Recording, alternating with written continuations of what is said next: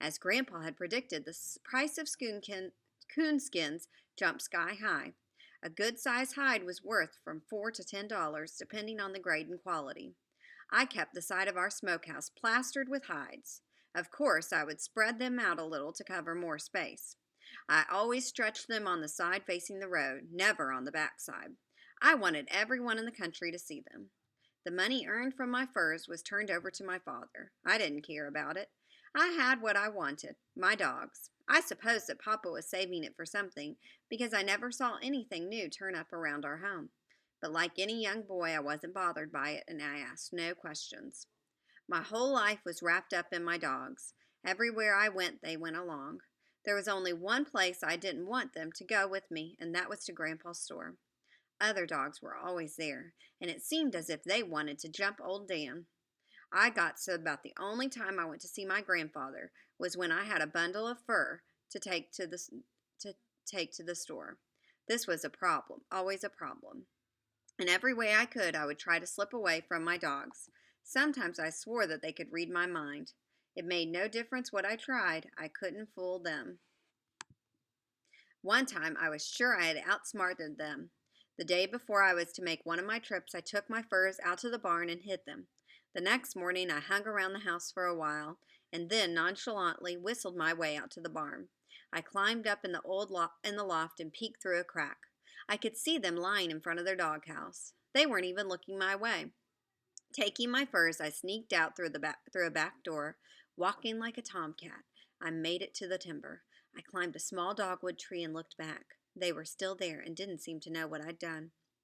Feeling just about as smart as Sherlock Holmes, I headed for the store. I was walking along, singing my lungs out when they came tearing out of the underbrush, wiggling and twisting, and tickled to death to be with me. At first I was mad, but one look at dancing little Ann was all, and all was forgiven. I sat down on my bundle of fur and laughed until I hurt all over. I could scold them a little, but I could no more have whipped one of them than I could have kissed a girl. After all, a boy just doesn't whip his dogs. Grandpa always counted my furs carefully and marked something down on a piece of paper. I'd never seen him do this with other hunters, and it got the best of my curiosity. One day, while he was writing, I asked him, "Why do you do that, Grandpa?" He looked at me over his glasses and said kind of sharp, "Never mind. I have my reasons." When Grandpa talked to me like that, I didn't push things any farther. Besides, it didn't make a difference to me if he marked every piece of paper in the store. I always managed to make my trips on Saturdays, as that was Coon Hunter's Day. I didn't have to stand around on the outside of the circle any more to listen to the coon hunters. I'd get right up in the middle and say my piece with the rest of them. I didn't have to tell any whoppers, for some of the things my dogs did were almost unbelievable anyhow. Oh, I guess I did make things a little bigger than they actually were, but I never did figure a coon hunter told honest-to-goodness lies. He just kind of stretched things a little. I could hold those coon hunters spellbound with some of my hunting tales. Grandpa would never say anything while I was telling my stories. He just puttered around the store with a silly little grin on his face. Once in a while, when I got too far off the beaten path, he would come around and cram a bar of soap in my pocket. My face would get all red. I'd cut my story short, fly out the door, and head for home. The coon hunters were always kidding me about my dogs. Some of the remarks I heard made me fightin' mad. I never saw hounds so small, but I guess they are hounds. At least they look like it. I don't believe little Ann is half as smart as she says she is. She's so little those old coons think she's a rabbit. I bet she sneaks right up on them before they realize she's a dog. Some of these nights a big old coon is going to carry her off to his den and raise some little coon puppies. I always took their kidding with a smile on my face, but it made my blood boil like the water in Mama's tea kettle. I had one way of shutting them up. Well, let's all go in the store and see who has the most hides in there. It was true that my dogs were small, especially little Ann. She could walk under an ordinary hound. In fact, she was a regular midget. If it had not been for her long ears, no one could have told that she was a hound. Her actions weren't those of a hunting hound. She was constantly playing. She would play with our chickens and young calves with a piece of paper or a corn cob. What my little girl lacked in size, she made up in sweetness. She could make friends with a tomcat. Old Dan was just the opposite. He strutted around with a belligerent and tough attitude. Although he wasn't a tall dog, he was heavy. His body was long and his chest was broad and thick. His legs were short, big, and solid. The muscles in his body were hard and knotty.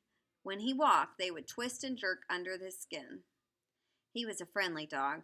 There were no strangers to him. He loved everyone. Yet he was a strange dog. He would not hunt with another hound other than Little Ann or another hunter, not even my father. The strangest thing about old Dan was that he would not hunt even with me unless Little Ann was with him. I found this out the first night I tried it. Little Ann had cut the pad off her right foot on a sharp, jagged flint rock. It was a nasty cut. I made a little boot of leather and put it on her wounded foot. To keep her from following me, I locked her in the corn crib. 2 nights later, I decided to take old Dan hunting for a while. He followed me down to the river bottoms and disappeared into the thick timber. I waited and waited for him to strike a trail. Nothing happened. After about 2 hours, I called to him. He didn't come. I called and called. Disgusted, I gave up and went home. Coming through the barn lot, I saw him rolled up in a ball on the ground in front of the corn crib. I immediately understood. I walked over and opened the door. He jumped up in the crib, smelled Little Ann's foot, twisted around in the shucks, and lay down by her side. As he looked at me, I read this message in his friendly gray eyes. You could have done this a long time ago. I never did know if Little Ann would hunt by herself or not. I am sure she would have, for she was a smart and understanding dog, but I never tried to find out. Little Ann was my sister's pet.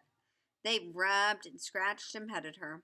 They would take her down to the creek and give her baths. She loved it all. If Mama wanted a chicken caught, she would call Little Ann. She would run the chicken down and hold it with her paws until Mama came. Not one feather would be harmed. Mama tried old Dan once. Before she got the chicken, there wasn't much left but the feathers. By some strange twist of nature, Little Ann was destined to go through life without being a mother. Perhaps it was because she was stunted in growth, or maybe she was the runt in a large litter. That may have had something to do with it. During the first season, November through February, I was given complete freedom from work. Many times when I came home, the sun was high in the sky. After each hunt, I always took care of my dogs. The flint rocks and saw briars were hard on their feet. With a bottle of peroxide and a can of salve, I would doctor their wounds. I never knew what to expect from old Dan. I never saw a coonhound so determined, or one that could get into so many predicaments.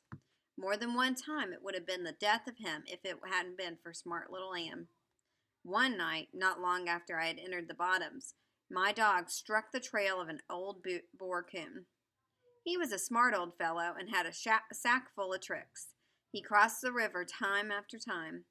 Finally, swimming to the middle and staying in the swift current, he swam downstream. Knowing that he would have to come out somewhere, my dogs split up. Old Dan took the right side, and Little Ann worked the other side. I came out of the bottoms onto the gravel bar and stood and watched them in the moonlight. Little Ann worked downriver, and then she came up. I saw her when she passed me going up the bank, sniffing and searching for the trail. She came back to me. I patted her head, scratched her ears, and talked to her. She kept staring across the river to where old Dan was searching for the trail. She waded in and swam across to help him. I knew that the coon had not come out of the river on her side. If he had, she would have found the trail. I walked up to a rifle, pulled off my shoes, and waded across. My dogs worked the riverbank up and down. They circled far out into the old bottoms. I could hear the loud snuffing of old Dan. He was bewildered and mad. I was getting a thrill from it all, as I had never seen them fooled like this. Old Dan gave up on his side, piled into the river, and swam across to the side Little Ann had worked. I knew that it was useless for him to do that. I was on the point of giving up, calling them to me, and going elsewhere to hunt, when I heard the bawl of Little Ann. I couldn't believe what I heard. She wasn't bawling on a trail. She was sounding the tree bark. I hurried down the bank. There was a loud splash. I saw old Dan swimming back. By this time, Little Ann was really singing a song. In the bright moonlight, I could see old Dan clearly. His powerful front legs were churning the water. Then I saw a sight that makes a hunter's heart swell with pride. Still swimming, old Dan raised his head high out of the water and bawled. He couldn't wait until he reached the bank to tell little Ann that he was coming. From far out in the river, he told her. Reaching the shallows, he plowed out of the river into a sandbar, not even taking the time to shake the water from his body. Again he raised his head and bawled and tore out down the bank. In a trot I followed, whooping to let them know I was coming.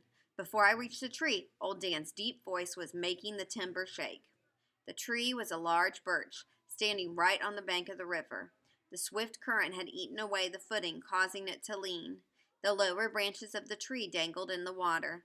I saw how the smart old coon had pulled his trick. Coming in toward the bank from midstream, he had caught the dangling limbs and climbed up. Exhausted from the long swim, he stayed there in the birch, thinking he had outsmarted my dogs. I couldn't understand how little Ann had found him. It was impossible to fall the tree toward the bottoms. It was too much off balance. I did the next best thing. I cut a long elder switch. Unbuckling one of my suspenders, I tied it to the end and climbed the tree. The coon was sitting in the fork of a limb. Taking my switch, I whooped him a good one, and out he came. He sailed out over the river. With a loud splash, he hit the water and swam for the other side. My dogs jumped off the bank after him. They were no match against his expert swimming. On reaching the other bank, he ran downriver. Climbing down out of the tree, I picked up my axe and lantern and trotted down across another rifle and waded across. I could tell by the bawling of my dogs that they were close to the coon. He would have to climb a tree or be caught on the ground. All at once their voices stopped. I stood still and waited for them to bawl treed. Nothing happened. Thinking the coon had taken to the river again, I waited to give them time to reach the opposite bank. I waited and waited. I could hear nothing. By then I knew he had not crossed over. I thought perhaps that they had caught him on the ground. I hurried on. I came to a point where the slough of the crystal clear water ran into the river. On the other side was a bluff. I could hear one of my dogs over there. As I watched and waited, I heard a dog jump in the water. It was little Ann. She swam across and came up to me. Staying with me for just a second, she jumped in the slough and swam back to the other side. I could hear her sniffing and whining. I couldn't figure out where old Dan was. By squatting down and holding the lantern high over my head, I could dimly see the opposite bank. Little Ann was running up and down. I noticed that she always stayed in one place of about 25 yards, never leaving that small area. She ran down to the water's edge and started into the slough. The horrible thought came that old Dan had drowned. I knew a big coon was capable of drowning a dog in water by climbing on his head and forcing him under. As fast as I could run, I circled the slough, climbed up over the bluff, and came down to where little Ann was. She was hysterical, running up and down the bank and whining. I tied my lantern on a long pole, held it out over the water, and looked for old Dan's body. I could see clearly in the clear spring waters, but I couldn't see my dog anywhere. I sat down on the bank, buried my face in my hands, and cried. I was sure he was gone. Several minutes passed, and all that time little Ann had never stopped. Running here and there along the bank, she kept sniffing and whining. I heard when she started digging. I looked around. She was 10 feet from the water's edge. I got up and went over to her. She was digging a small hole about the size of a big apple. It was the air hole for a muskrat den. I pulled little Ann away from the hole, knelt down, and put my ear to it. I could hear something and feel a vibration in the ground. It was an eerie sound.